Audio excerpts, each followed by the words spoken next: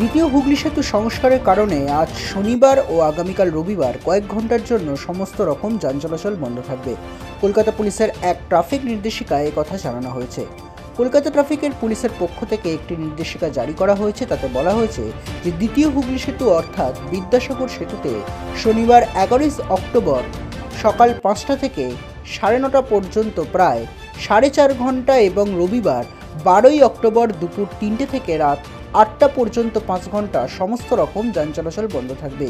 এই সময় বিদ্যাসাগর সেতুর কেবেলে এবং বিয়ারিংয়ের মেরামতির পাশাপাশি পরিবর্তনের কাজ হওয়ার কারণে এই সিদ্ধান্ত নেওয়া হয়েছে।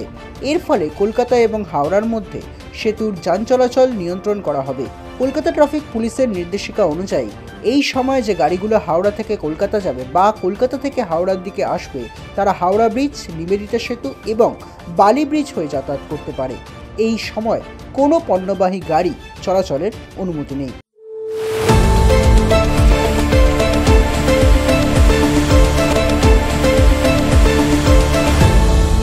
আপনারা দেখছেন এই বেলা বাংলা, শিরোনামে সবার আগে।